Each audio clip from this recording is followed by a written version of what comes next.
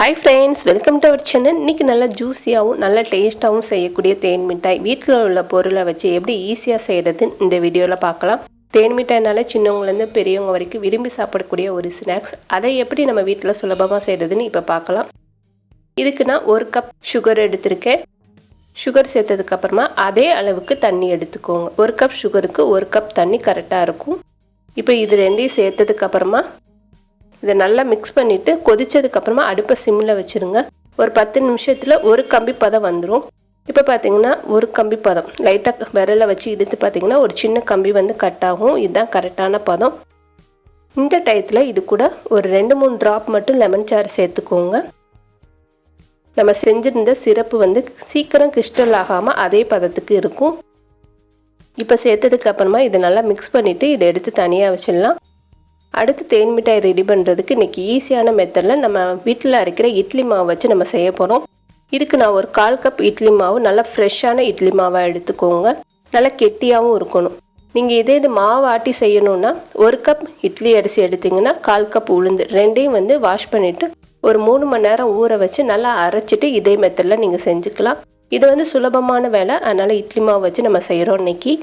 இதுக்கு ஒரு 1/4 கப் அளவுக்கு இட்லி மாவை எடுத்திருக்கேன். இதில் கொஞ்சமாக உப்பு சேர்த்துக்கலாம். ஒரு பிஞ்சளவுக்கு உப்பு சேர்த்துக்கிறேன். இது கூட 1/4 டீஸ்பூனில் பாதி அளவுக்கு பேக்கிங் சோடா சேர்த்துருக்கேன். இது நல்லா இன்னும் கொஞ்சம் சாஃப்டாக வர்றதுக்கு பேக்கிங் சோடா சேர்த்துருக்கோம். இது கூட ஃபுட் கலர் ஒரு பிஞ்ச் அளவுக்கு சேர்த்துக்கோங்க. நம்ம இன்றைக்கி கம்மியான அளவு தான் எடுத்திருக்கோம், அதனால் கொஞ்சமாக மட்டும் ஃபுட் கலர் சேர்த்துக்கலாம். சேர்த்துட்டு இதை நல்லா மிக்ஸ் பண்ணிக்கோங்க.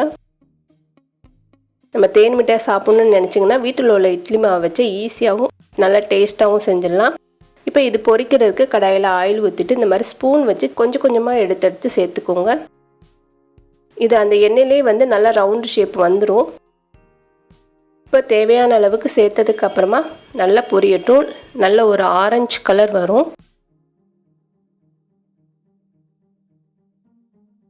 இப்போ எல்லாமே சேர்த்துட்டு நல்லா பொரிய விட்டுருங்க. ஒரு 2-3 நிமிஷம் கழித்து பார்த்தீங்கன்னா இந்த மாதிரி தான் இருக்கும். நல்லா சூப்பராக கலர்ஃபுல்லாக நம்மளுக்கு ரெடி ஆயிடுச்சு.